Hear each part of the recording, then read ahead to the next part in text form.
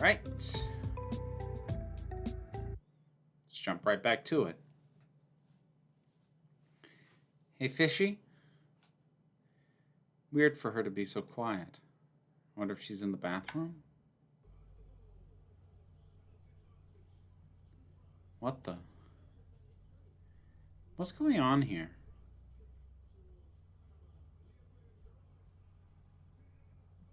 Hey, Trista. Oh, God. Fishy left, didn't she? Familiar faces eating burgers on a TV screen. It's the show Fishy and I were watching last night. Dim Sum Delis and Dives. Pretty sure we turned the TV off last night. I wonder if she tried to watch it this morning. Look through my backpack lying on the armchair. It's definitely been picked through. Some items are missing, like a pack of gum and my Swiss Army knife. Most notably, the journal is gone. All the mess to get it back. Are you kidding me? I peek into the bathroom through the open door. It looks mostly the same as I remember from last night, other than the strange wet spots, and there's definitely no Fishy. Where did she go? It's a piece of paper left on the nightstand. I pick it up for a closer look. I'm sorry, but I found my own way from here. Fishy. Who? Did Fishy leave this here? She seems to have scrawled a note on the page. Yeah, I already read it. Sorry, I'm ahead of you now, game. I can't believe it. Does this mean she's gone?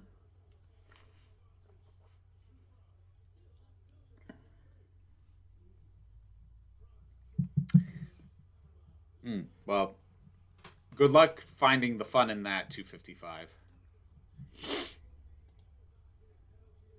I try to calm down as I consider the facts. Fishy is not in the motel room. There are items missing from my backpack and a goodbye note on the nightstand. She's clearly gone, leaving me alone.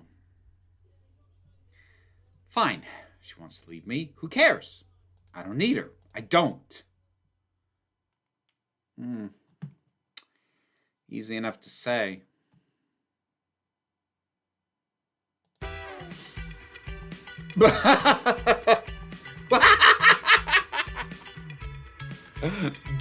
Flavor Man jump scare. You're not going after her? Ah! Flavor Man? That's not very flavorlicious of you to abandon your friend. You gonna let another fight fester just like you did with Bora?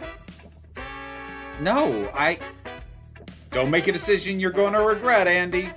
You know Fishy cares about you. Of course I know that. And honestly, I care about Fishy too. I was just angry and worried and hurt and really, really tired. None of which are reasons to abandon a friend. I'm gonna find her. Now that's what I call Shh, I shut the TV off. As angry as I am at Fishy for running off on her own, I can't help but feel bad for the way I acted last night. If nothing else, I need to find Fishy and apologize. I can't let things end haphazardly like they did in the past. Not again. I mean, knock off Guy Fieri, Starbush, but yeah. Off to the nearest burger place we go.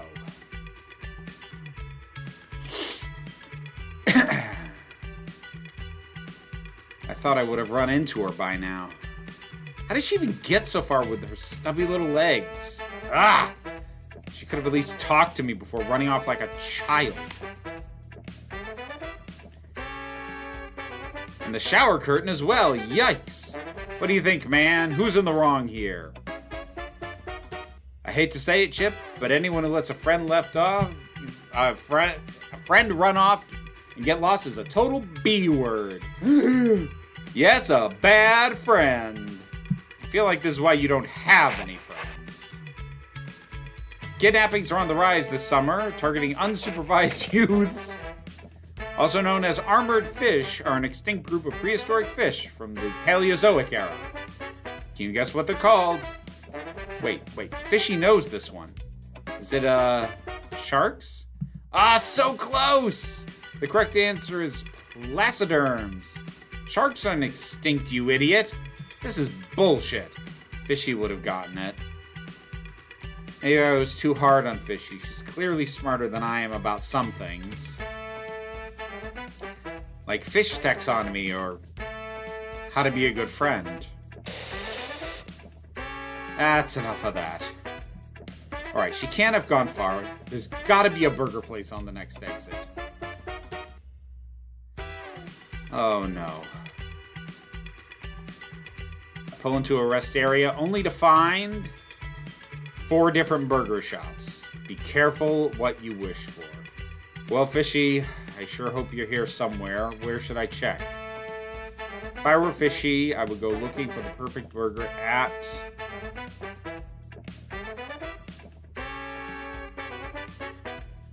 the Extreme Shop. Fishy had an endless curiosity for pushing the burger to its limits.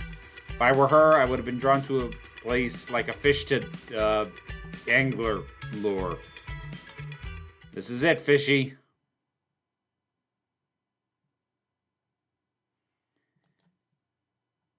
There you are. I got it on the first guess. Or I wonder if she's just in whatever one you guess and it's automatic. I actually don't know. Fishy is sitting in the corner with a bag and a stick like some cartoon runaway. I catch her eye. Andy, how did you find me so quickly? Did you read my mind? Mind reading isn't real, silly. I just remember everything. Just like you do. I see that now. Andy, besides, you can't miss the wedding. You're needed there. I don't think we're needed at the wedding. Actually, you were specifically asked not to come to the wedding. Right, but Bora was wrong about that. Remember, she will realize when she sees us that she made a mistake. Andy, you can't decide what's best for Bora or me. If someone tells you what they want, you need to believe them. I know you're right, but what? I think the truth is I want things to be different, even if that's not for the best, even if it's not you or even if it's not what you or Bora would want. That sounds so selfish. It does, but you've admitted it. We can start from there. What the hell, Fishy? When did you get so wise? Is it really all the podcasts? Being made of pure imagination means my mind is very absorbent. I'm a growing fish. Also, I've been reading a lot from the journal. I couldn't help but feel in a lot of those entries, you're not saying what you really want to say. What do you mean? I mean that maybe, just maybe, you lie to yourself sometimes, Andy. And what you really want and how you really feel. Right. Well, regardless, I'm sorry, Fishy. I was an asshole last night when you said you wanted to have your own adventures. I think it just took me by surprise. I guess I thought you were the one thing that would never change. Andy, of course I'm going to change. I like how I'm changing, and I like how you're changing too. Me? I'm changing? Sure. If I disappeared on the first day of this trip, you wouldn't have come to find me. You didn't even want to stop for burgers. That's not... I guess that's a little bit true. I'm sure you didn't want to listen to my gazillion questions from the passenger seat. Believe it or not, I've been missing those questions. Don't tempt me. Does that mean you'll come to the wedding with me? Come on, Fishy. I know you've grown and changed, but you're still you, and I don't think you're ready to go off on your own, not without seeing Bora first. I know, but what if I danced with you at the wedding? Would you really? That would look so silly. Everyone would think you're dancing with yourself. That's just a risk I'll have to take. Fine, I'll go with you. And not just because I forgot that burgers cost money. All right, it's a date. Which burger do you want? Do you even have to ask? So I went up to the counter to order an extreme juicy loaded triple cheeseburger with the works. I had a curious thought. Was this the first time I'd ever resolved a fight with a friend in over 2 decades of my sorry life? If I had learned to do this just a little bit earlier, would things be different between Bora and me? Here we go. Are we still going to make it in time? Honestly, I don't know. I think it's going to be tight. Even if we miss the ceremony, we'll catch the reception. It'll be easier to sneak in then anyway. I'm sorry if I made us late. Don't worry about it. I couldn't have gone without you anyway. Said Andy and Bora and Fishy forever. Right? Right. Forever. Fuck yeah, forever! What the Fishy, since when do you swear? Do you even know what that means? You know what? I tried it out to see if I like it. Now I can safely say that I don't. Thank God. That was distressing. Well, I'm a teenager after all. It's a period of life for reinvention. Next step, drugs. Fishy, there's no need to grow up so fast, you know. You're 14 years old, sure, but in some ways you're only 4 days old. I know, but I want to be mature enough that you think I'm ready to go off on my own. Look, we can talk about that more when we get back from the wedding, okay? I promise. Pinky promise? We pinky promise. What are you most excited about at the wedding, Fishy? Ooh, seeing Bora's wedding dress for sure. Yeah. I want to see if she's going to wear her mom's veil like she always said she would.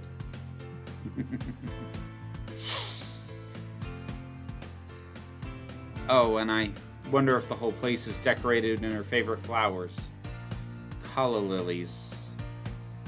With a 5-layer red velvet cake? Obviously, but not with one of those cheesy bride and groom cake toppers. Right, this is a fancy wedding. So fancy. I can't wait! Holy shit, I think this is the building. Alright, Fishy, here's your chance. Say the thing. Are we there yet? Oh, that's cute. Well, Trista, it kind of looked like she spontaneously generated a pinky just for the swear. The eerily empty parking lot should have been some indication as to what we'd find inside, but the part of my brain that handles denial, probably my most flexed muscle, took over completely, and besides, we were so excited we'd come so far. Bora was the kind of girl who dreamed of her perfect wedding from the moment she learned she could have one. And while some things changed with time, in middle school, she let go of the magician idea, and in high school, she gave up the live swans, and some things stayed the same. Her mother's veil, a bouquet of lilies, the red velvet cake, a beachside ceremony as the sun sets, and me. The actual wedding was at noon. Turns out we were 7 hours late. The reception ended almost an hour ago, and all the guests had shuffled off to an after party. Everyone except me, of course, the guest of dishonor. And Fishy. The staff were kind enough to let us in, but we probably shouldn't dally too long. Andy, come look at this. Be there in a bit, Fishy. I just need a second to think. It's so quiet and empty in here. It's hard to imagine she was here just an hour ago. What must it have been like?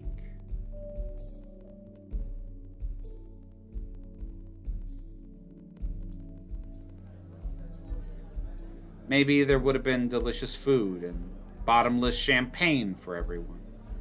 I would have chatted politely with Marvin, but mostly talked to your mom. When your Aunt Gracie told the exact same story for the third time, you and I might have shared a smile. I would have sat there beaming, surrounded by everyone who loves you, slipped you an extra slice of cake when nobody was looking. Maybe we would have danced all night, showing off that hideous bad romance routine we made up as kids. I would have kicked off my heels to slide across the dance floor, lip-sync to our favorite pop-punk hits, and made sure you remembered this as a perfect night. Maybe I would have told the world how wonderful you are in plainer words than I could ever manage in our journal. I would have made you cry, and everyone else laugh. I would have told some funny stories about you, but left out the truly embarrassing ones. I might even have slipped in some nice words about Marvin here or there. I wonder who gave your wedding speech instead.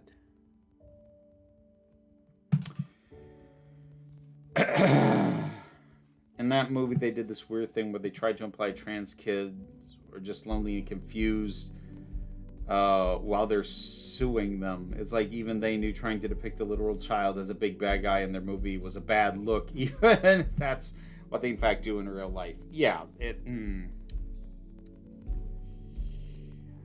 Within transphobic narratives, trans people are either, monstrous predatory creatures out to harm mostly cis women, or confused, misguided, lonely, pathetic people, depending on the needs of the narrative. Andy, is everything okay? Everything is not okay. It couldn't be further from okay. My imagination hurts me deeply, and yet... What is it, Fishy? I think you should see these. Fishy hands me a stack of Polaroids? It's Bora and Marvin. First time we're seeing her eyes, I'm noticing. Yeah. I guess they took a bunch of Polaroid pictures and left some behind. Huh. They look so happy. They really do. I guess I thought somehow my absence would matter more. But this was never about me, was it? I can feel my heart drop, but in the pit of my stomach it swirls and dissolves into something vaguely resembling relief. Maybe this is exactly what I needed. We should probably head out. You sure? Don't you want to stay a little longer? We could... No. I've seen everything I need to see. Fishy looks a little sad. I mean, obviously. She's trying her best to hold it together, though. We both are. This place sure is pretty. I wish we could have seen the ceremony. Me too, Fishy. Can we still check out the beach before the sun sets? Yeah, why don't you go ahead? I'll meet you there. I take one last look around the space, then leave the Polaroids on the table before I turn towards the exit. After all, they're not for me to take. None of this ever belonged to me. Goodbye, Bora. Congratulations.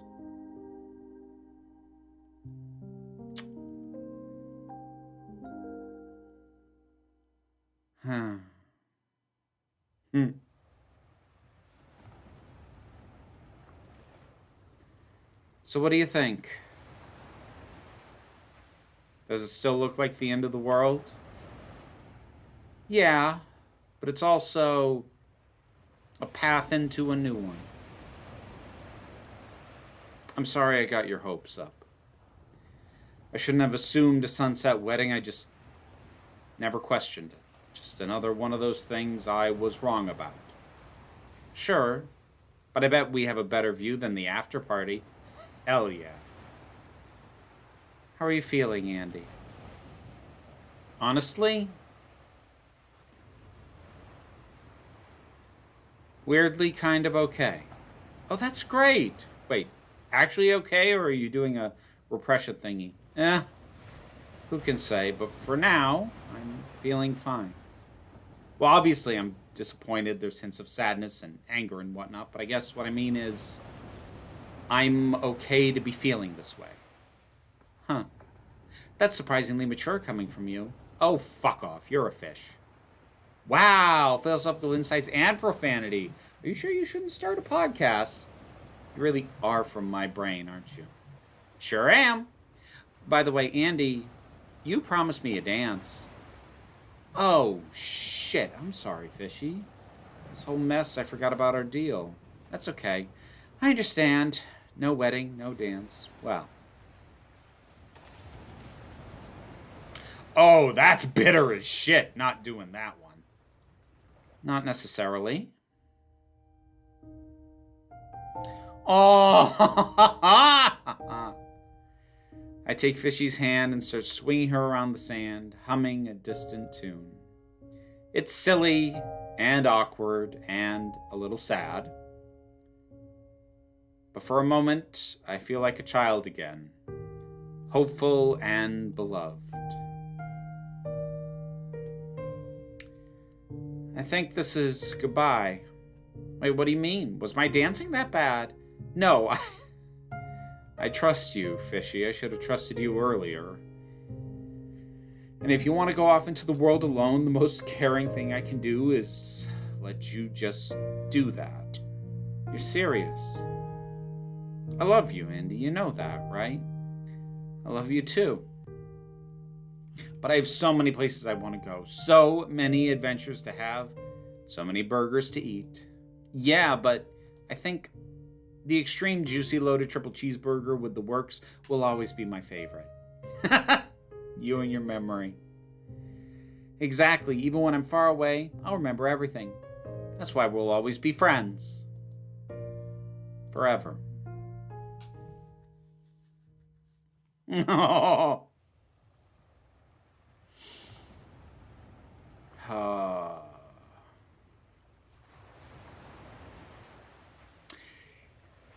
Oh, it's gonna make me decide when.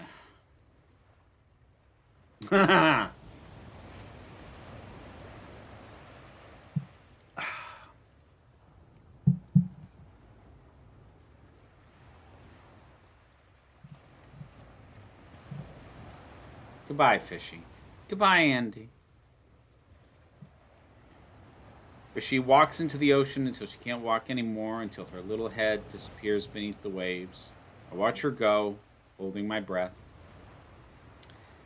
Soon it'll be time for me to start my long journey home. But for now, I stay and watch the water until I'm ready to take my next step. Just a moment longer.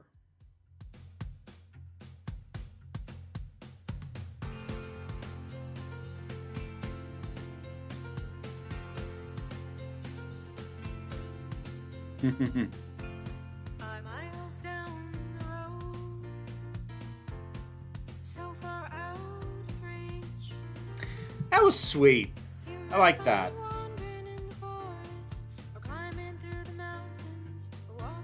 We were about as close to the end as I figured we were.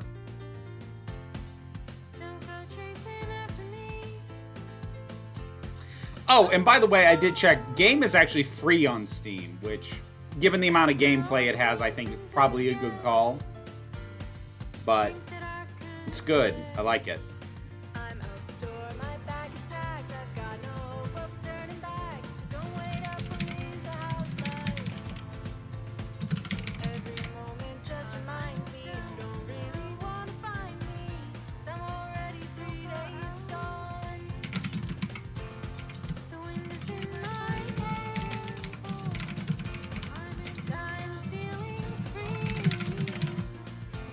Don't mind me, I'm writing a positive review on the Steam page real quick.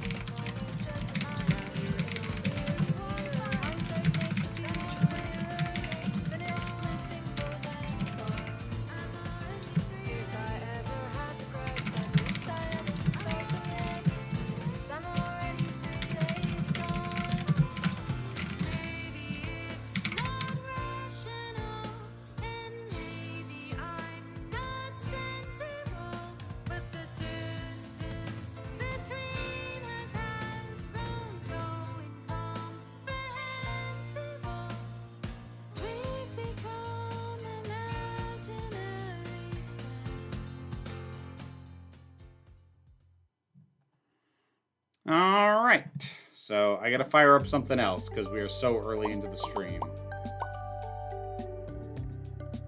Oh, now that I beat it, we get a completely different... Oh.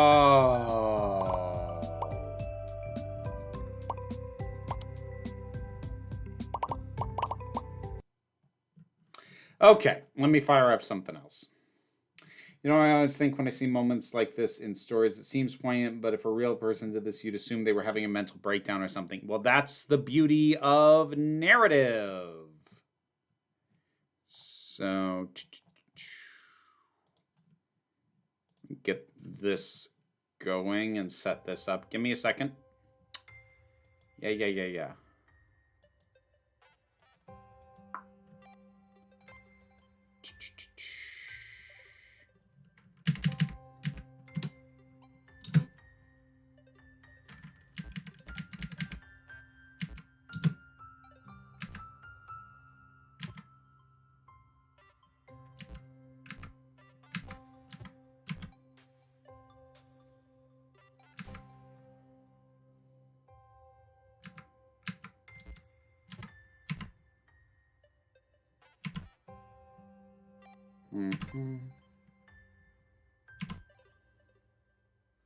So we're just getting this set up.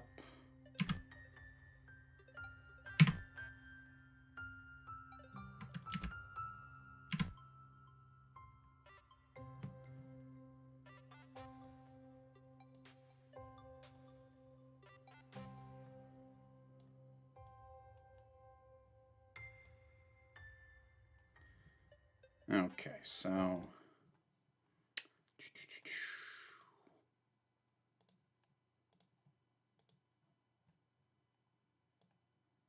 fix that. Fix that.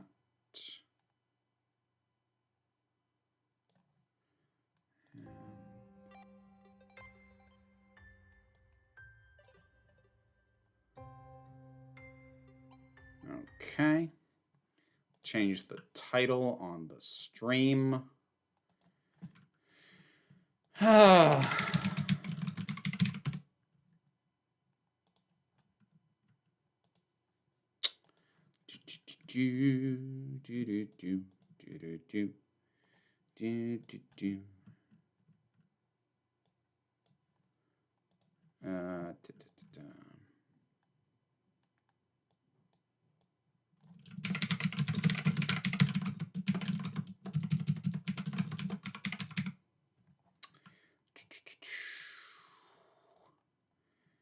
Thank you for your patience. We're almost ready. Change that and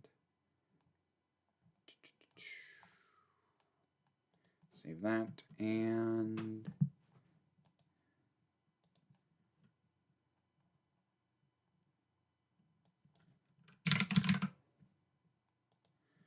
Thomas was alone. There we go.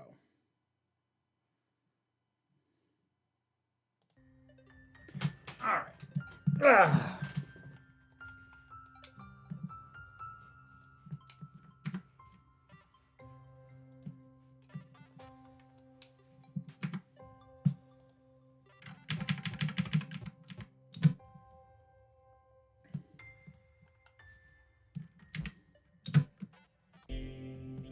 Hang on, let me check one thing. Here.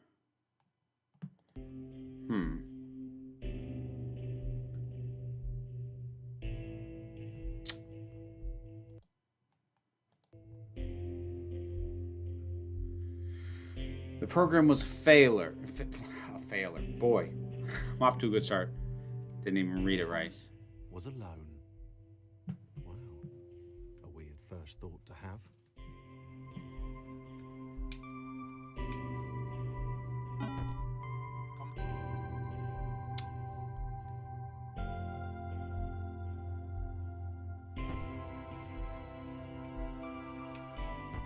Thomas decided to start listing his observations for posterity. 1. The whole alone thing. 2. Portals. Sorry, give me a second. They led somewhere. Turn the volume up on that a little, I think. He'd yet to work out where. 3. Falling. Thomas was absolutely fantastic at falling. He was almost as good at falling as he was at observing. All right, so I have a jump.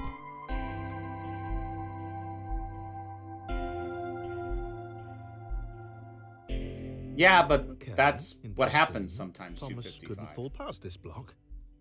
Think, damn it, think. What if there was some kind of inverted fall? Some way to... what's the word? Jump.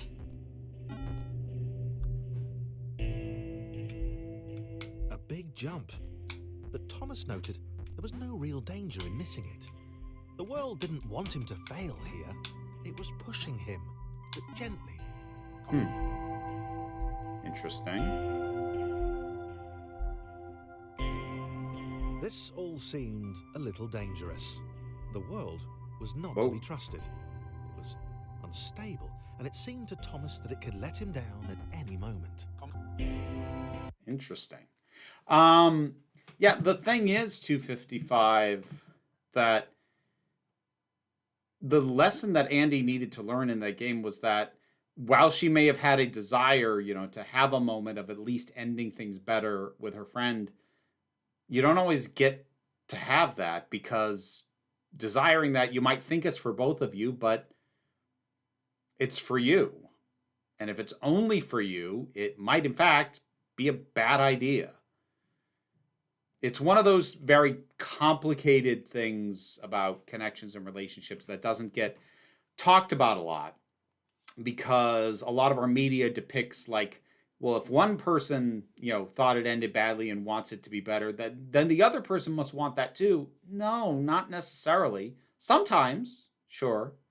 Other times, the other person just wants a clean break, and you're denying them that. All right. Thomas wondered whether the portals were actually taking him anywhere. He felt like he was making progress, but there wasn't really any way to know. He seemed to be moving predominantly up and to the right, which might or might not be important. Funny thing, I don't know a lot about this game. I've heard about it, but that's kind of it. It might have been paranoia again, but Thomas could have sworn the world was becoming more complicated. It always seemed to be one step ahead of his skills. It had been designed just for him. He wondered why. Was the world testing him? No, too obvious.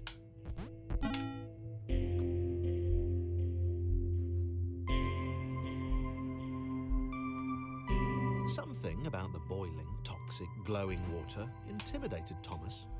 He didn't like it. He certainly didn't want to swim in it. Whoops. He made another mental note. 4. Water. Not good. It's very chill music. I like that. The loneliness was getting to Thomas. No amount of observation or obsessive note-taking could combat that.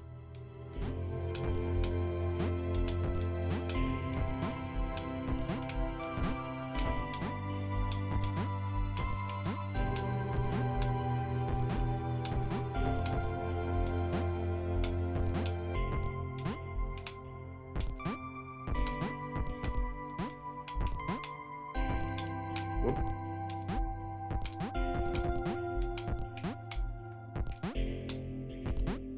It's a very interesting way to convey a story as abstractly as possible with just a very comforting narration.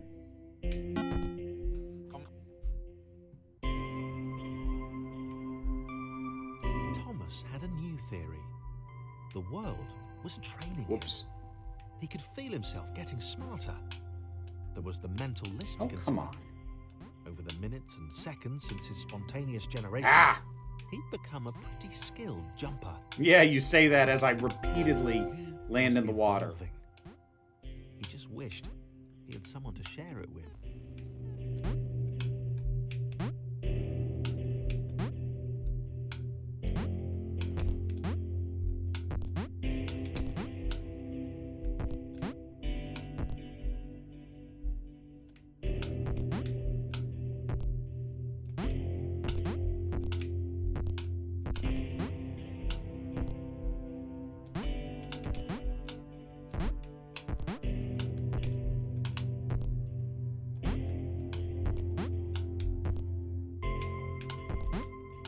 Hmm.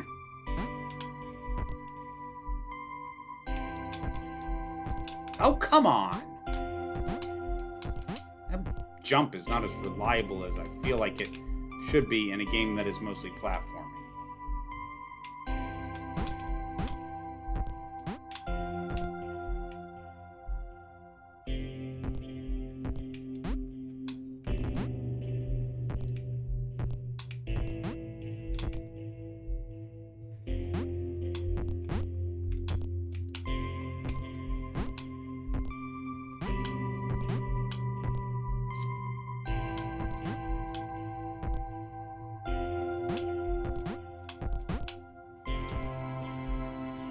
mean, you think it's wrong to reach out to someone in a situation if it's just for you? Like, set aside the wedding crashing thing. Innately wrong? No. Nothing is ever always 255. I've said that repeatedly. What I appreciated about that story is that it takes an angle that I don't see as often, that I think is one worth having. Do I think it's automatically wrong to reach out to someone? No, but it has everything to do with the specifics. It has everything to do with the full context. Sometimes, yeah, sometimes it is wrong. But there is no blanket answer to that. Chris took an immediate and deep dislike to the skinny red rectangle. Who the hell did this Thomas think he was?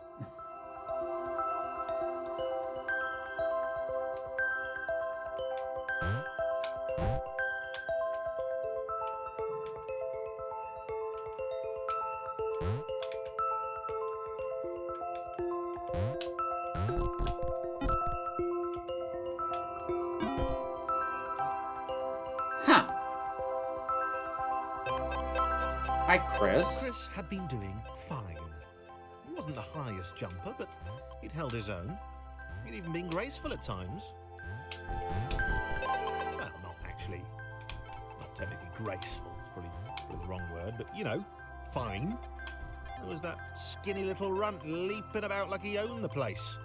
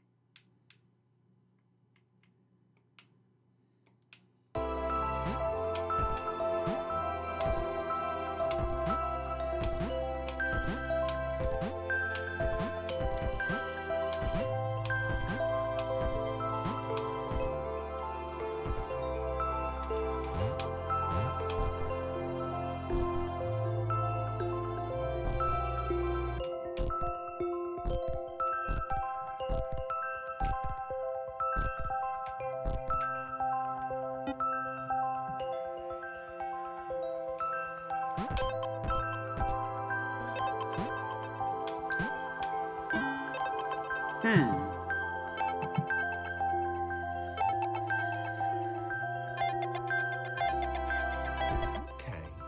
this was more like it. A glowy white thing. Only Chris could get to it, which of course made it all the more enticing. What would it do? What new opportunity might this switch open up to him?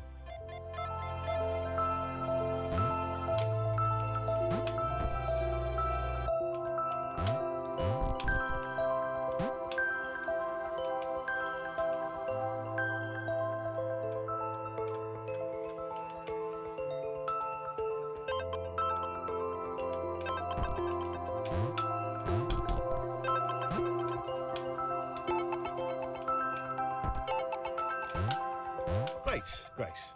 Another chance for Thomas to jump slightly higher than Chris. How fortunate. Seriously, this made the whole switch pressing thing entirely worthwhile.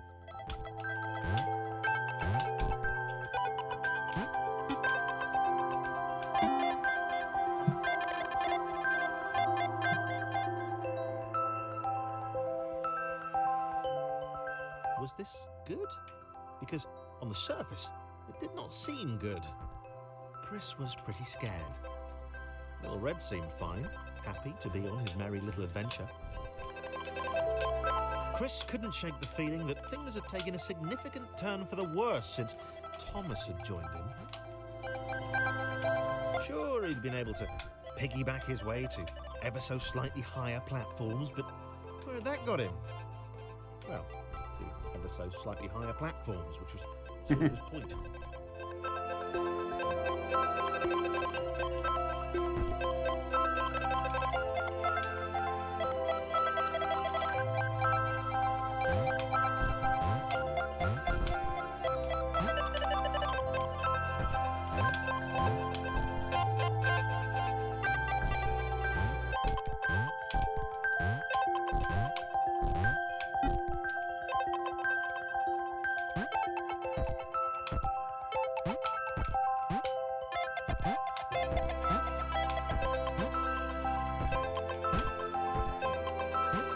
Yeah, I'm liking the music too, Trista.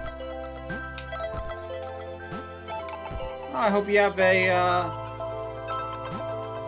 great vacation, Renee. Ah!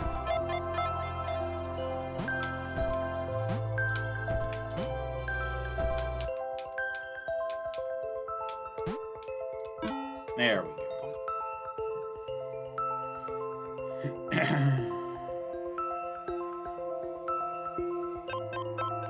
Chris stared at Thomas with pure hatred. He seemed so very happy at their situation. Friends together, a brave fellowship of quadrilaterals on a quest for greatness. That would be fine. But it was all the obvious observation that Thomas was doing which grated. Every time they saw something vaguely new, Chris would hear a satisfied little from the vaulting idiot. He hoped the next portal would split them up, if only for a few levels.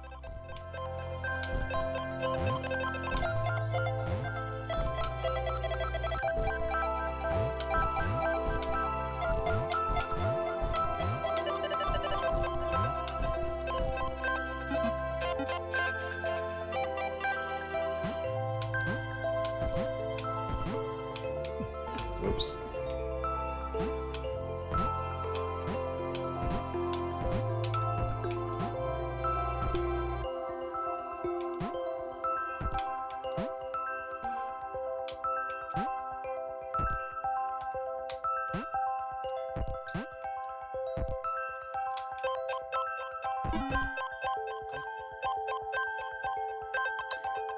We adding somebody else? John knew.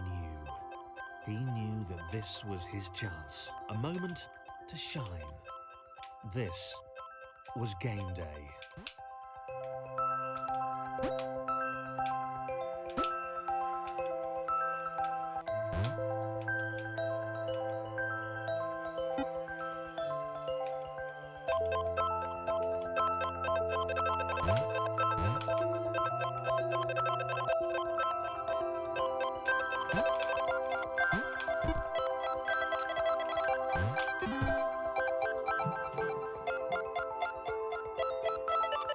This would not do. John needed room to show off his exceptional skills. As it was, he was trapped on the wrong side of these little dot things. Where did they come from, anyway? My partner is one of those with a bunch of built-in games. He actually has a lot of systems, but they're packed up, mostly Nintendo. Never really thought about it. I've got all my old game systems are packed away.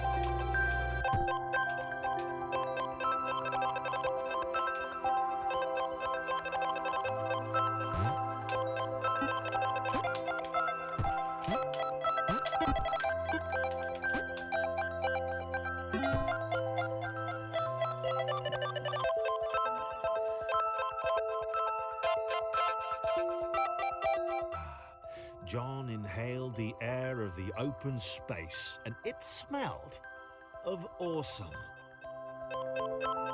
Time to flex those muscles, to put his training to use, time to show those little dots how it was done. Oh, okay. See, here's the thing, 255. I get what you're saying, but I think it's a matter of perspective. So you're saying, cutting off a friendship because you don't know how someone will react to seeing you again is something that you feel negatively about. And I get that, but the perspective that I have on what we saw wasn't that Andy was cutting off a friendship because she didn't know how she'd react. Bora had cut the friendship off, and Andy's responsibility was to honor that and respect that choice. Andy wasn't cutting it off. It had already been cut. And had she shown up at the wedding, she would have been disregarding that and thrusting herself into a situation she was explicitly told to not be present at. So the cutting off happens before the story in the game even starts. And Andy's job is not to decide, I'm ending this friendship because I don't know how she reacts. Her role in that story is to realize the friendship's already over, And just because it ended in a way you don't like doesn't mean you get to force yourself back in to try and have a different ending. If that makes sense. Again, I'm not saying that that is what your experience was or should have been. I'm saying that's the story that the game was telling.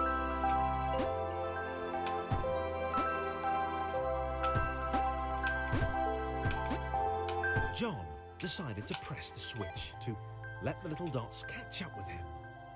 John cared for his new allies. You could tell from the sympathetic expression he practiced in the mirror all these years.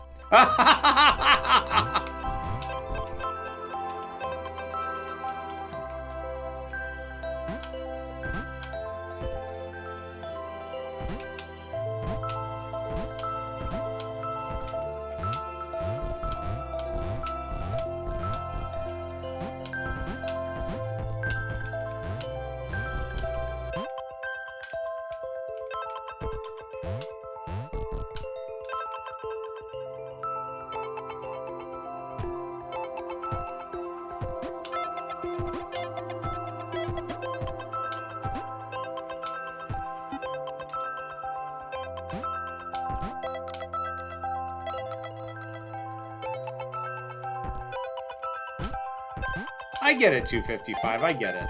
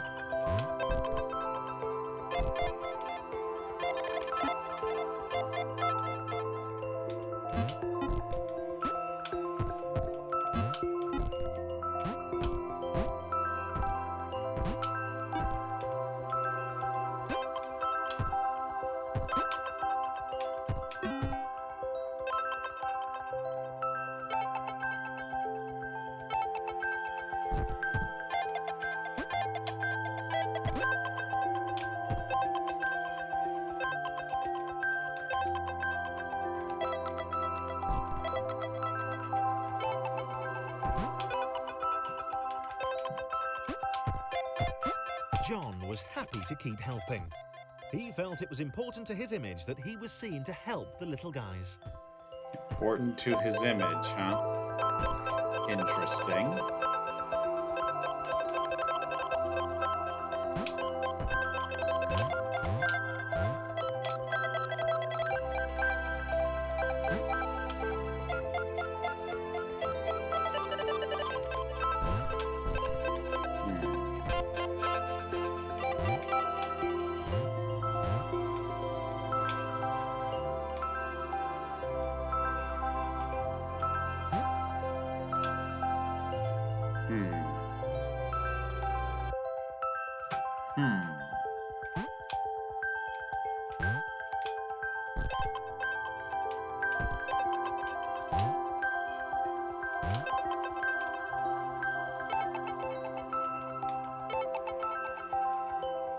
Oh, hang on.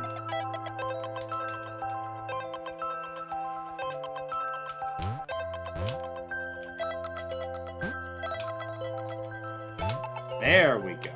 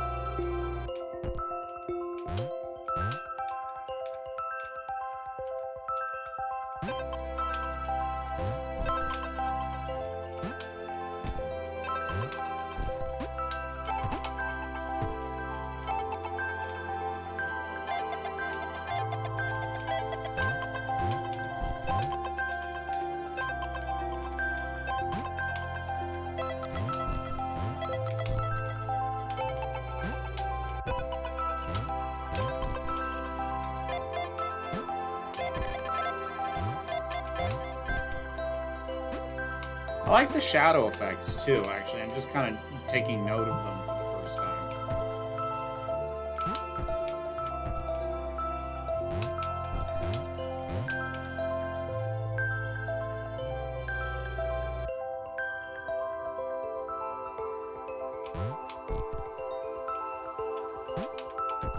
He didn't mind them so much either. The red one, Thomas, had a charming way of applauding every time John jumped.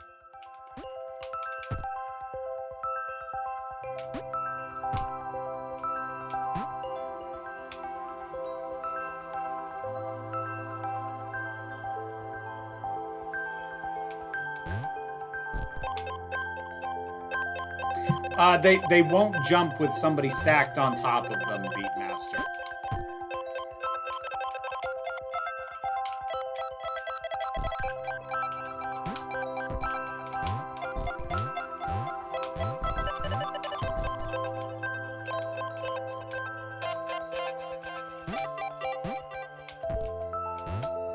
The angry orange one was less immediately likeable, but his unremitting cynicism and tutting amused John.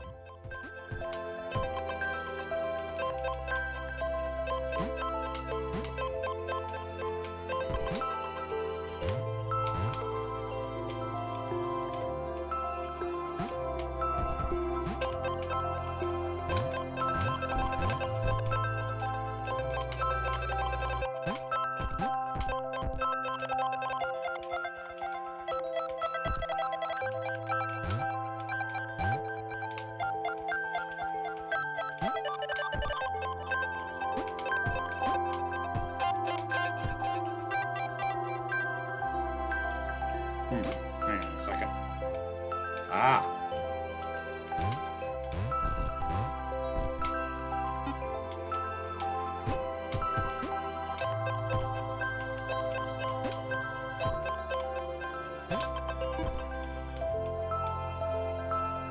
Boom, there we go.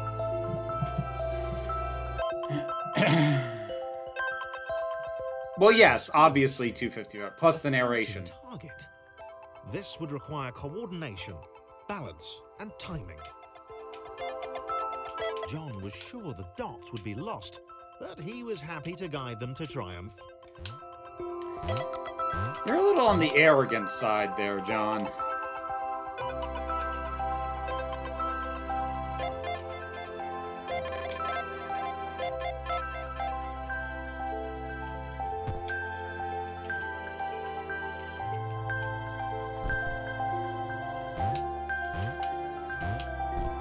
Maybe that's what the dots were for.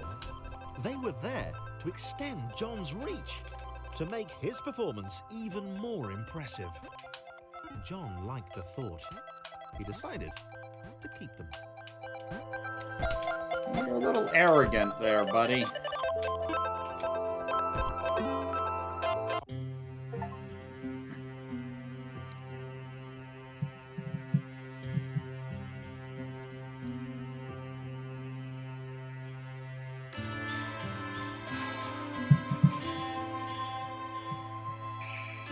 So, this was how Claire would die. She knew it would happen eventually. She was rubbish at jumping, and she moved slowly. She felt a little like her continued existence was breaking some kind of natural order. The crumbling pillar was a dramatic death, she supposed.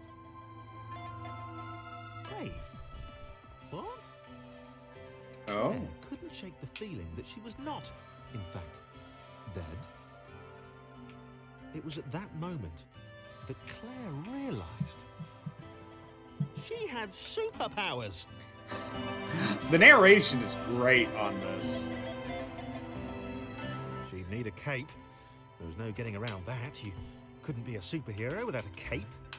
Claire didn't want confusion. If you saw a cape, that made matters clear. You knew what you were dealing with.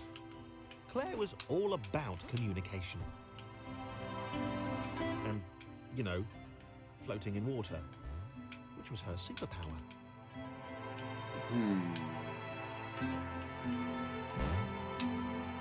So,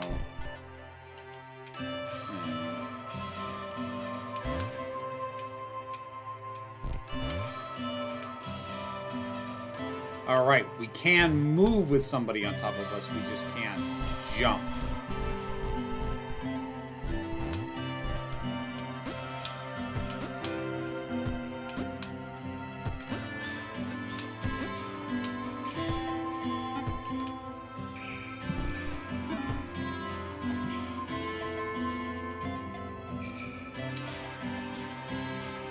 Right.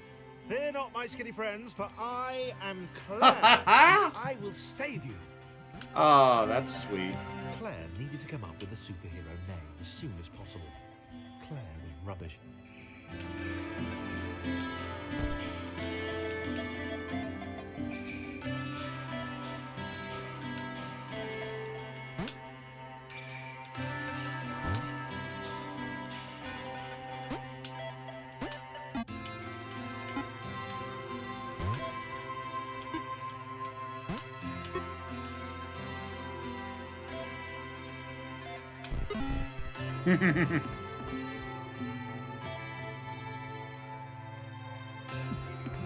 Claire arrived just in time. Whoops.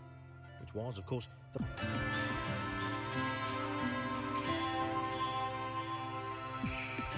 Claire arrived just in time.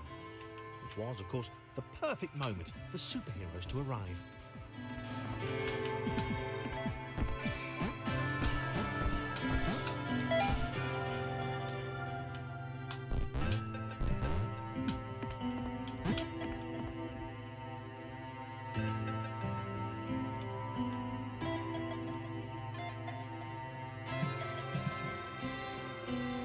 As the water began to rise, Claire vowed to save this little rectangle in as many restarts as it took. Hopefully, no additional Claire ones. wondered if Thomas would make a good sidekick. Or was she more the lone Avenger type? She liked that. The sole hero in a world of rectangles and conveniently placed pools of toxic water.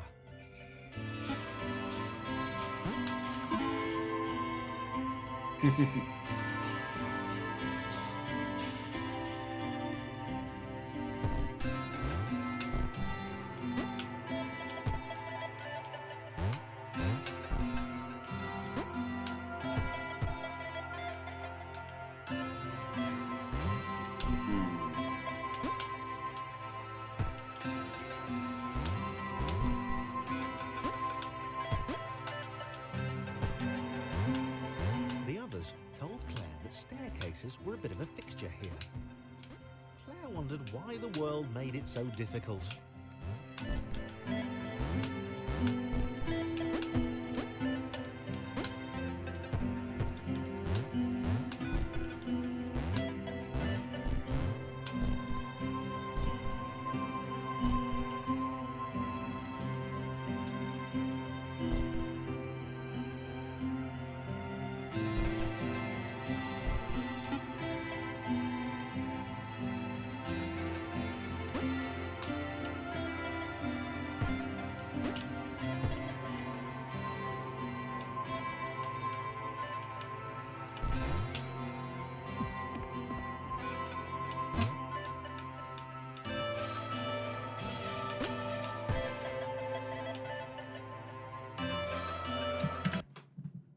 Who does the voiceover on this? I'm curious.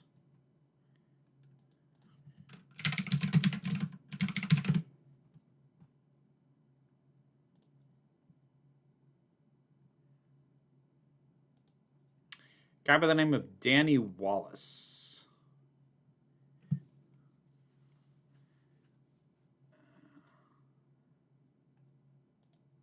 Let's see.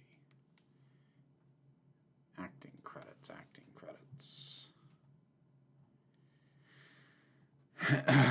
Looks like mostly video game stuff. It's done a lot of stuff with Ubisoft in the Assassin's Creed series. I guess there's a recurrent character named Sean Hastings. I don't know enough about the lore of that game to know. Yeah, mostly video game voiceover work. For acting, anyways. Also seems to be a writer. Interesting. All right, back to it.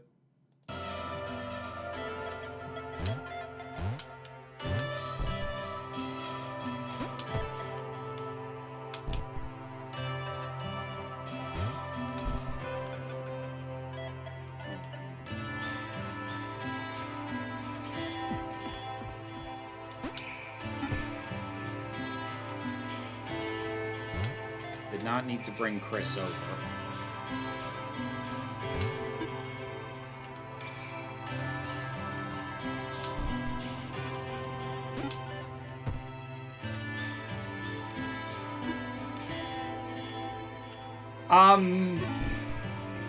No, I think 255 is referring to, like, very specifically the video where she came out and she had a completely different actor. A villain who would show their true colours at the worst possible moment, hurting all she held dear.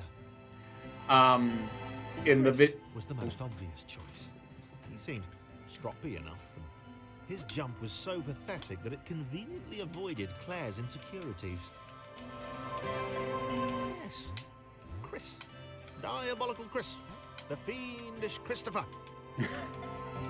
Don't get too wrapped up in it, Claire. It was the video specifically where she came out, where she kind of brought back, I think it was like the cosmonaut character, but very specifically brought it back as someone else playing it, and then she came out at the end of that. I think that's what 255 was referring to. Because more recently, Philosophy 2 has sort of brought back the arsonist character. That's a different thing.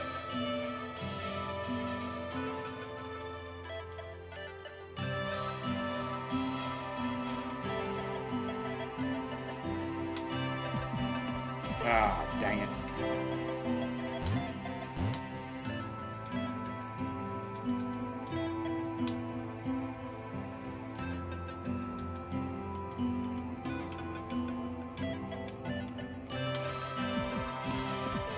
Ah.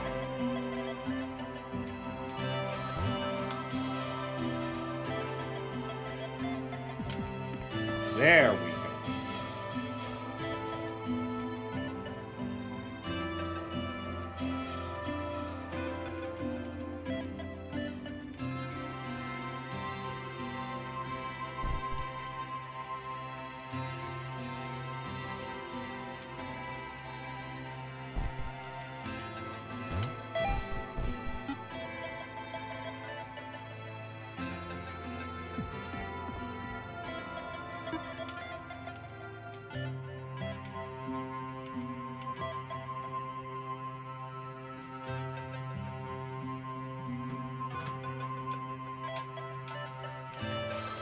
Yeah, the return of the arsonist was a nice touch. I liked that.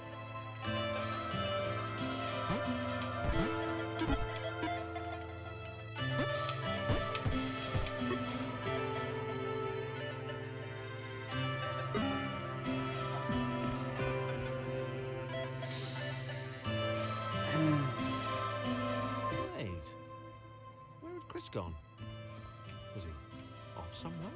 Plotting Claire's downfall?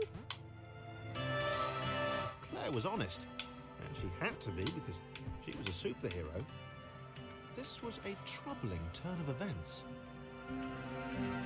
Still, there were reasonably sized bodies of water to cross. Reasonably sized bodies of water.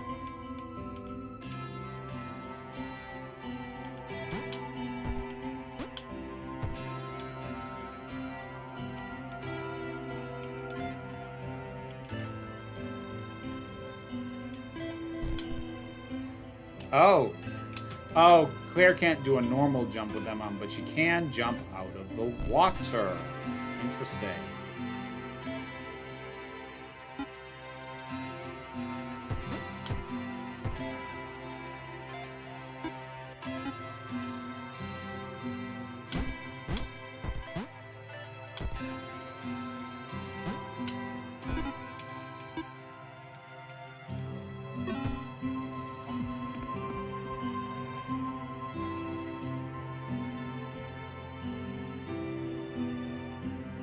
Moving platforms over water, eh? Claire's newly heightened senses told her that there were multiple paths across with various possible configurations of the little posse. Yesterday I was talking to someone about the movie Some Like It Hot. Does that movie have problematic gender politics? I asked if it does, but the person I was talking to said a lot of trans people seem to like it. It's one of those movies that is incredibly progressive for the time, but like time has left it behind. In terms of when it came out, it presented things actually quite well. Like, there is the inherent humor of these men pretending to be women, but while that is sort of taken as an innate joke, it goes out of its way to do a bunch of jokes that aren't just that. There's a very sincere relationship that develops between one of them and another man. Again, it is still played for laughs. So there is the innate, inherent issue of haha, man in dress, but that's baked into the concept. So if you accept that as like, that's the base level and we can't do anything about that, it's pretty well handled. Like, I've cited it as having some issues before, but not because it is an exceptionally bad example. I mainly used it as, when I cited it years ago, I used it as an example to explain what base assumptions are in a joke, because, you know, any joke has its whole structure, but jokes are built on base assumptions about the audience and what they do or don't believe or will or won't accept. So there is a certain amount of base assumptions about men and about men in dresses that aren't pleasant, but that's not necessarily the fault of the movie, especially as time has gone on and a lot of that stuff didn't really get better anyways. So I think it's aged pretty well, especially considering when it was made. And I would definitely cite it over a lot of men in dresses comedies that came later, to be frank.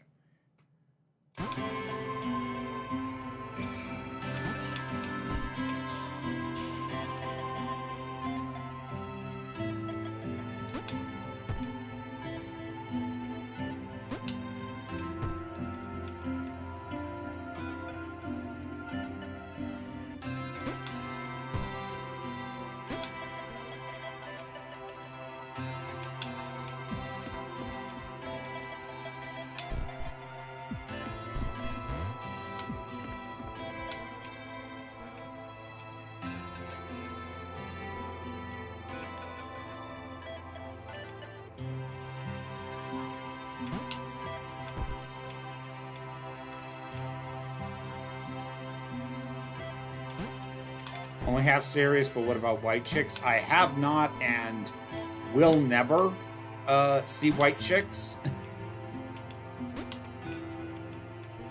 Like, I very legitimately have less than zero interest. Really well. Claire hoped she could get them all across. John was fully aware he could do this alone. Thomas hoped he'd never have to.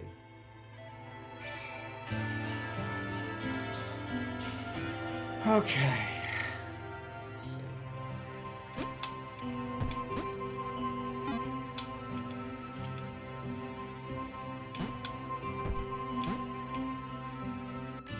Whoops.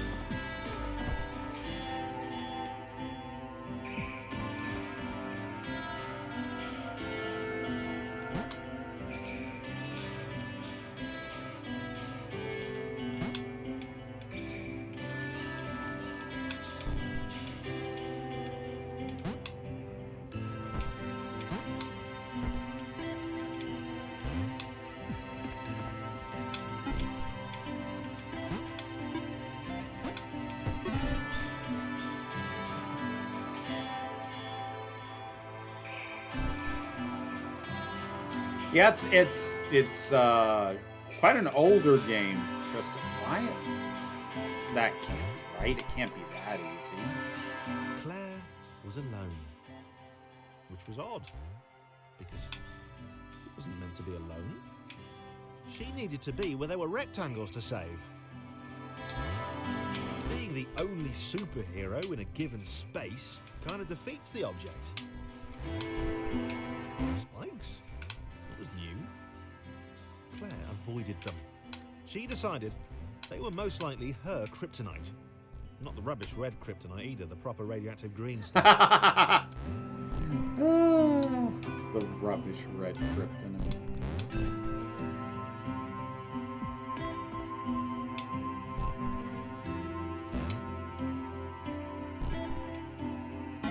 There we go. I said don't trans people often like fiction with problematic gender politics because it has gender bending stuff they find affirming. I mean, you basically just described Rocky Horror Picture Show. Person I was talking to basically said, yeah, maybe, but it's not our place as cis people to make that observation, which is agreed was fair comment. Yeah, like, and that's not to say you're not allowed to have thoughts and opinions on these things, but when it comes to members of a marginalized group, And this time Thomas was here. oh, it's literally the same thing as last time. Oh. There was a disturbance in the force. When it comes Something altered to the Matrix. The world was reacting to their progress. It was amassing its forces. It was plotting against them. when it comes to Finally had a nemesis. when it comes to situations where a marginalized group takes happiness or joy or just enjoys or members of that group rather, because no group is a monolith, enjoys what people outside that group consider bad representation, or like, oh, I thought you didn't like it when these things happen, but you were okay with it here. Like, if you are not part of that group, yeah, shut up. It is not on the members of a marginalized group to explain the nuances to you or to justify their tastes to you as an outsider. Now, if some of them feel like they are willing to try and educate you on that, you know, more power to them, but they are under no obligation, and your observations, while you are allowed to have them, again, something I've said many times before, you are not responsible for your thoughts, especially like your first gut instinct thought. You are responsible for your actions and what you do with those thoughts. So, it's not a bad thing to have the thought like, wait, trans people kind of like that? Isn't that like problematic? That you're not a bad person if you think it. It's not great for you to decide to actually confront a trans person about it. Built projects into the system, which, when overlaps occurred, the world generated a splitter to remove unwanted additionals. It's like a white blood cell. It investigates, captures, and removes.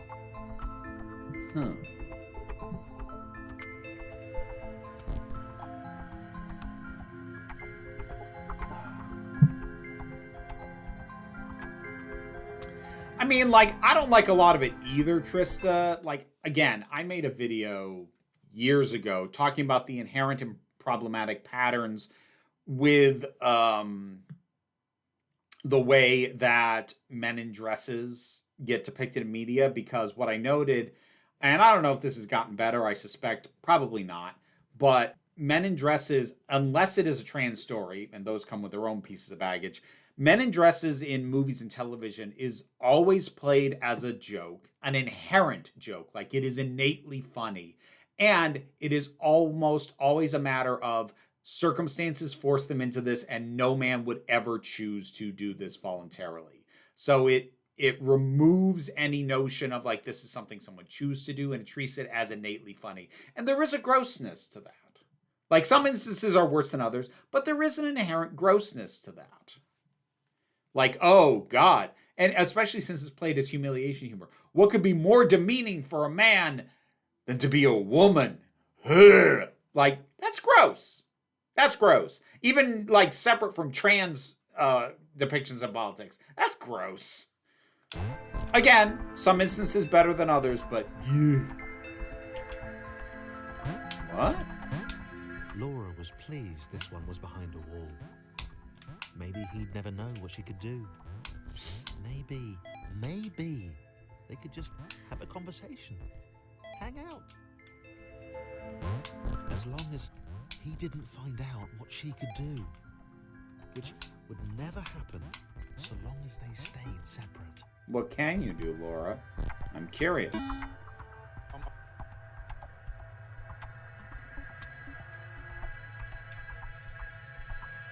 I have a guess at what Laura you can didn't do. have time to worry about the ominous pixel cloud.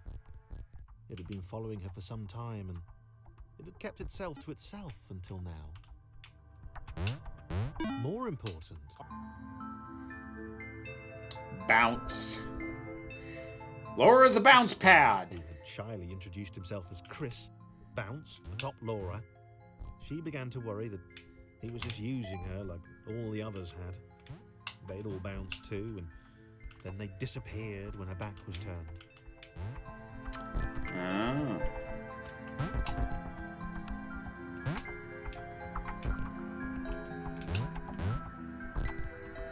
Only the ominous pixel cloud ever remained, looking a little bigger and a little less hungry with every disappearing friend.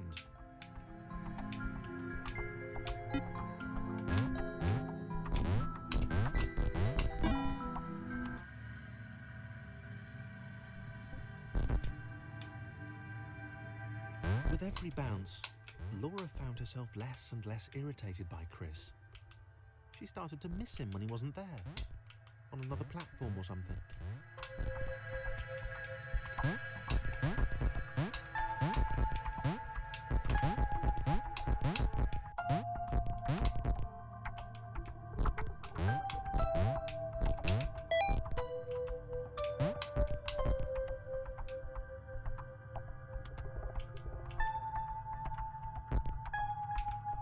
She'd wonder what he was up to. Was he missing her? He wasn't saying very much.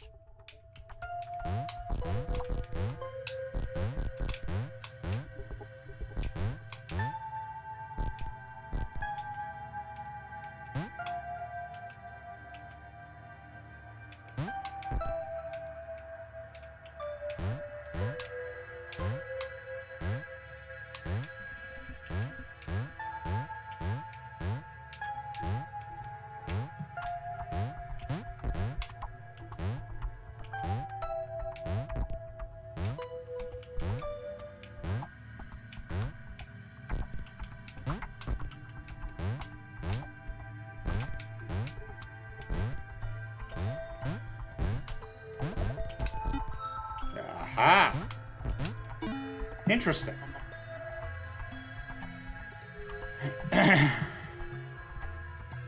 Yes, exactly. You worded it way better than I could have. Chris was in love. She was perfect. He had to tell her so. Oh, At some Chris. point, he would definitely tell her. Oh, I'm sure you. Probably best to wait for a moment the large, ominous pixel cloud wasn't about, though. Yeah, probably best to wait.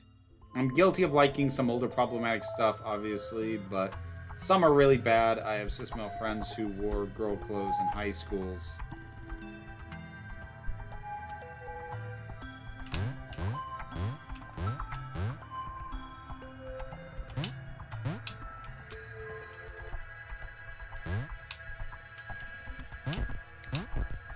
Like, it really needs to be understood, like, it is not a bad thing to like quote unquote problematic media.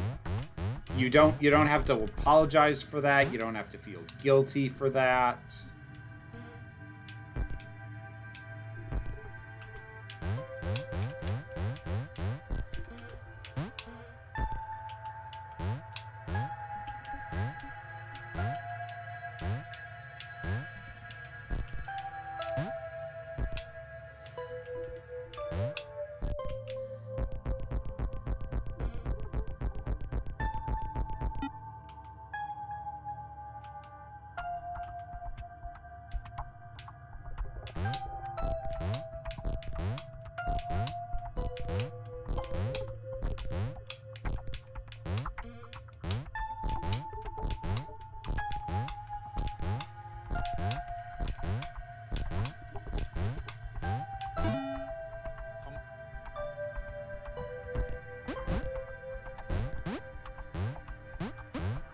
Someone stole my handle. Are you having trouble with the chat?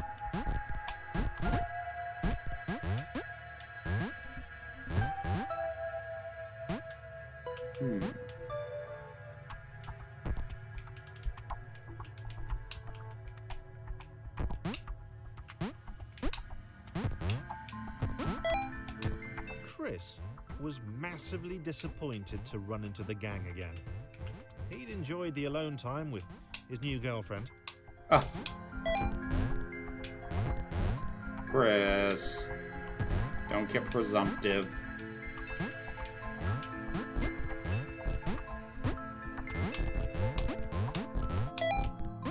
Was it too early to refer to Laura as his girlfriend? Yes.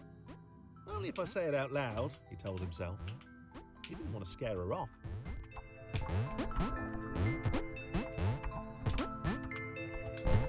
Oops.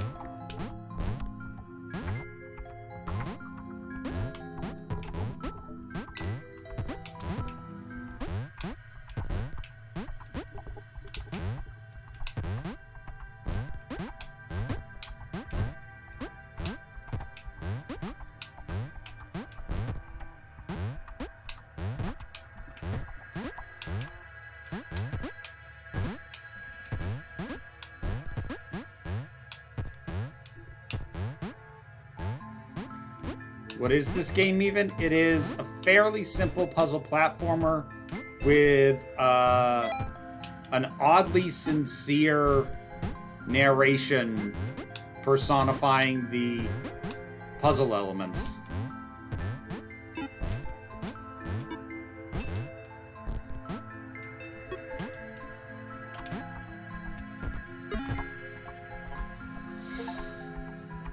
The others seemed suspicious of Laura and the eager-looking pixel cloud of death which seemed to be watching her. Sure, they'd use her inherent bounciness to reach slightly higher jump points, but they wouldn't strike up a conversation with her. Chris found them rude. Rude? And always there.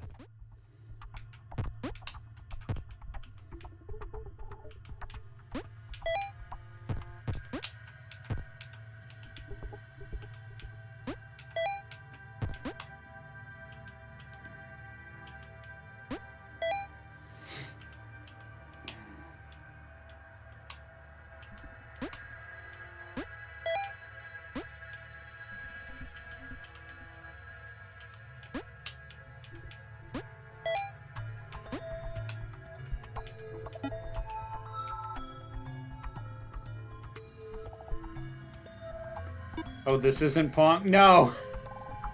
No, Nit, it's not Pong. Oh.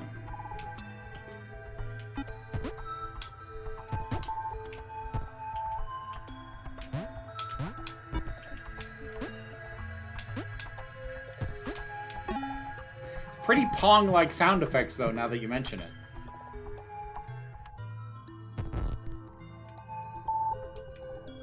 I get you, Beatmaster. I've been platforming for a while, but also... The others wouldn't drop it.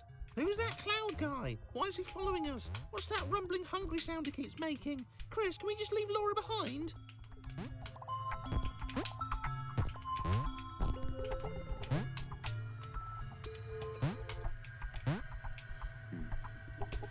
Oh. Hello.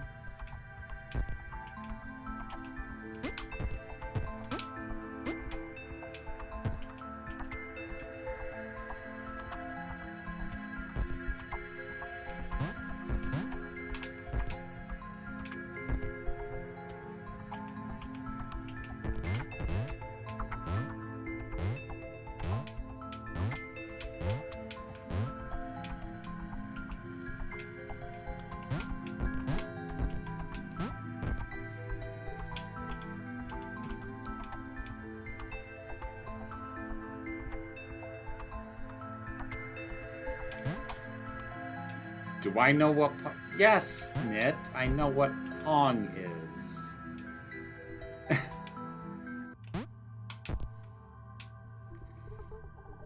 Pong is technically before my time, but it hadn't left popular culture, you know, as a thing that existed in my lifetime, so... Yes, I know what pong is.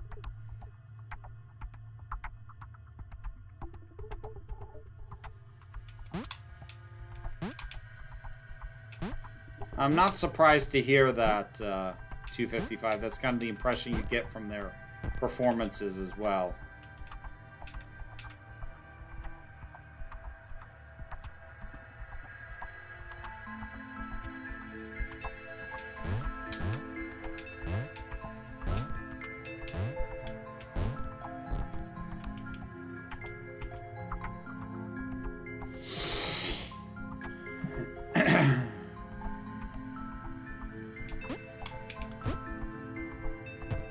Rude.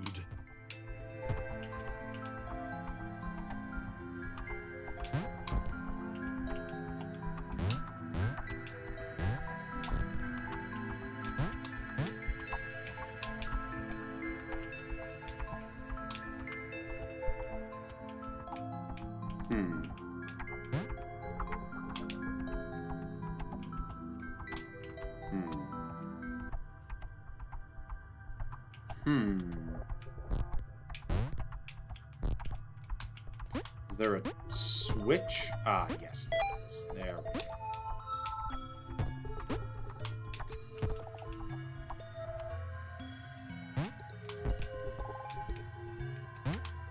Huh. Not sure how much that actually solves my problem. Huh.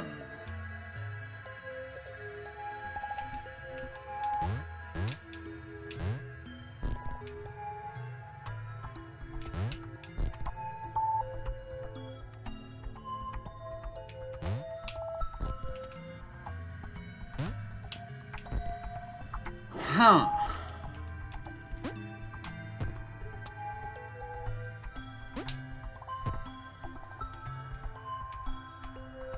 Can I weigh this thing down to make it go lower?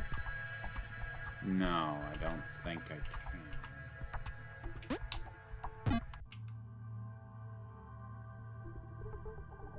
Huh. Okay, hang on.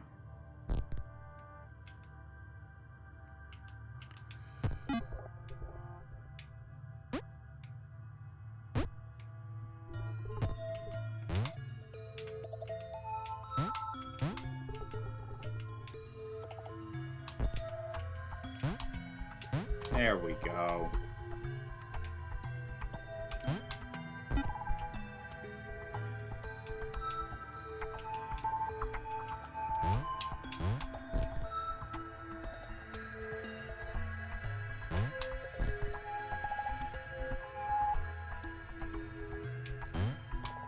Is it USA Thanksgiving today? No, next week.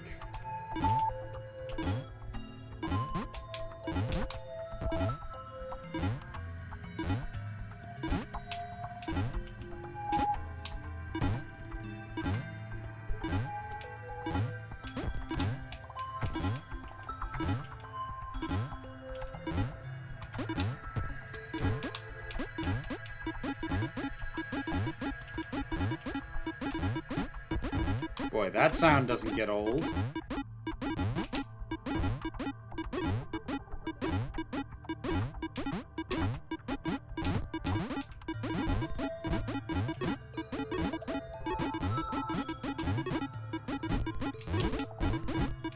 God, trying to get the timing of this is... There we go.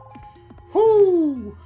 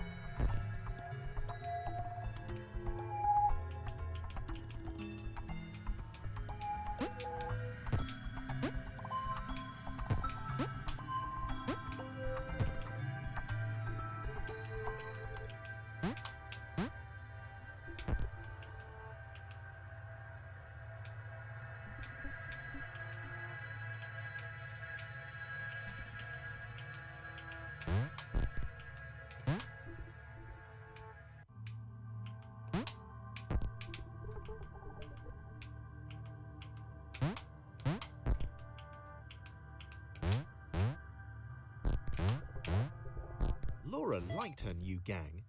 She liked Chris. She liked having friends. These ones seemed to be sticking around too. Not like those losers from before.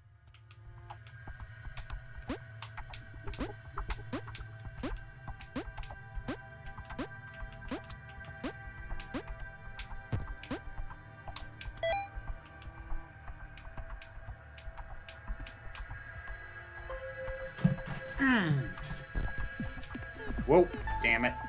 Damn it. Ah, rats. Came up because someone in that Discord said they just seen Some Like It Hot musical. Is there any classic comedy that doesn't have a Broadway show now? It doesn't seem like there's literally any movie of any kind that doesn't have a freaking show.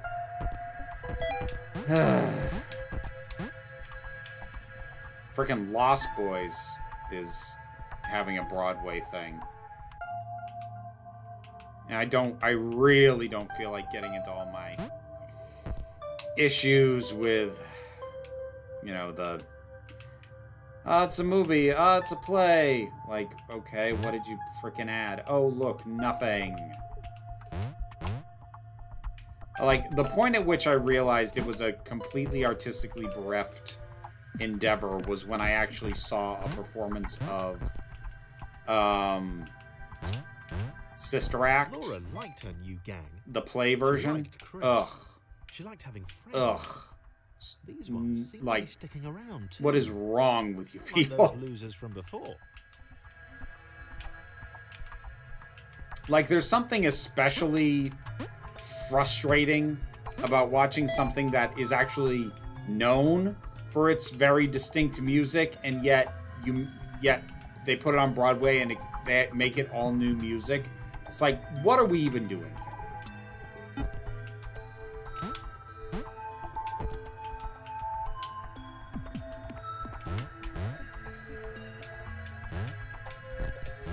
Okay, hold on. Wait a minute.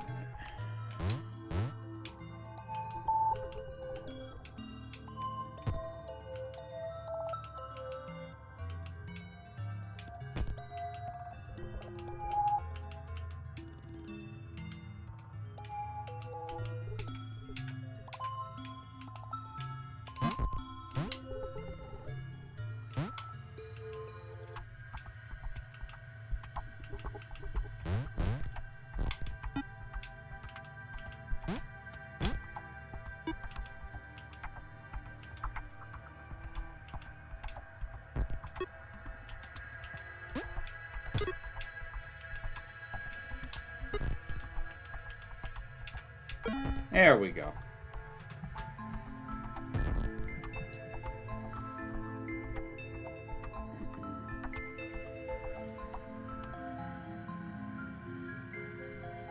Apparently, Some Like It Hot, the musical, makes the two male leads black men to add race to gender politics stuff. I mean, like, is that actually worked into the narrative, or is it exactly the same and they just happen to cast black people? Like, there is a difference in terms of how it comes across,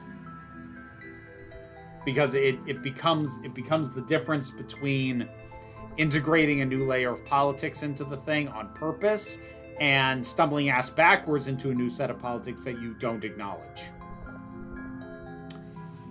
Can't get more iconic than the version of Ave Maria they did in the first Sister Act. Whoopi shaking her butt in that nun robe and the ladies rocking out. I know!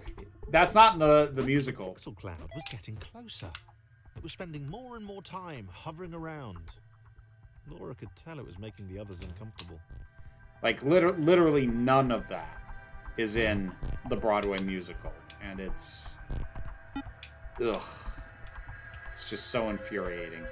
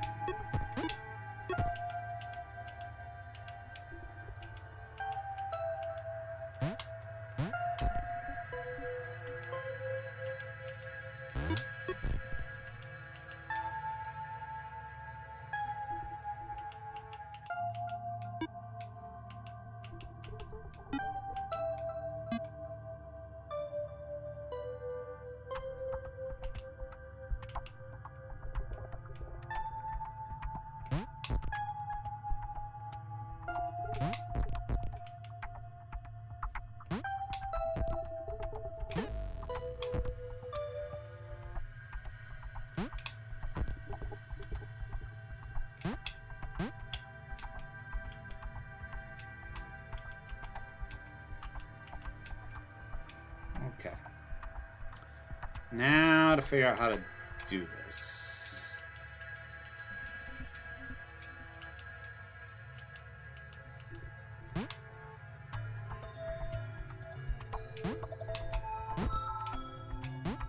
No, stop.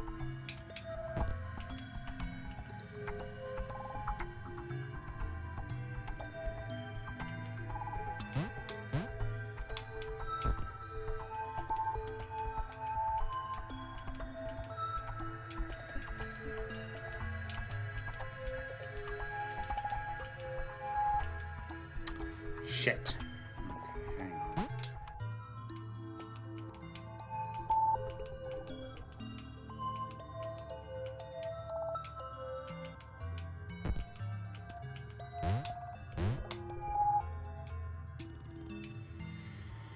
Okay.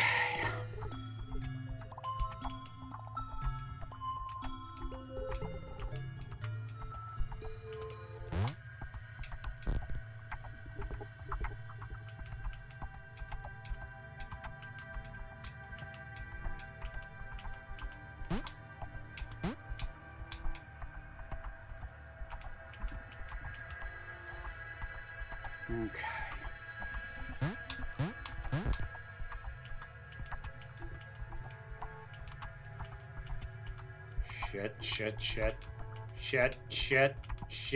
Shit. Oh. Oh, okay. Good.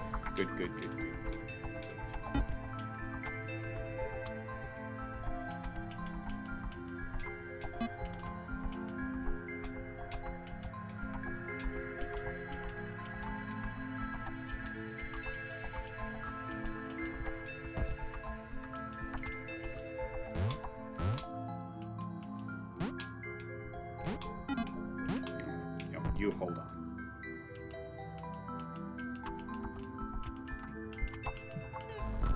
Oh, fuck.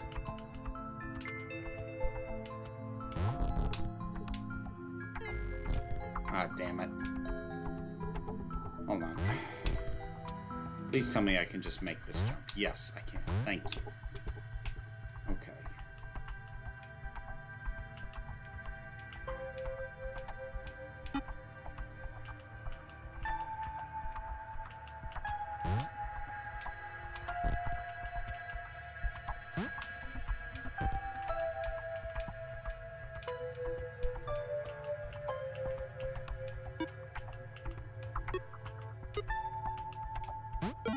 There we go. Whoo! Alright, I think we might actually stop there.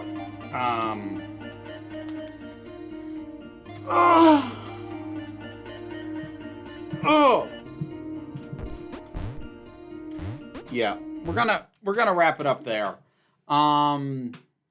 This has been fun and interesting. I don't know if I'll play it next week. I might start something else. Do people like musicals resent Book of Mormon being viewed as like the musical? It's okay for cis dudes to go and enjoy. I don't know what current standing Book of Mormon is currently held in, so like I have no opinion. Like I'm not questioning that was like the perspective that existed on it, but I also don't know that. I have no experience with that. Anyways, thank you all for joining me. So tomorrow's video on the main channel is going to be about someone who tried to use my name to sell their very bad erotica stories on Amazon. So kind of a fun little rabbit hole of a video. And Monday is a new episode of the Frack This podcast. And yeah, take care of yourselves, folks. Thank you for joining me. Be well, be safe, and be kind. I'll see you.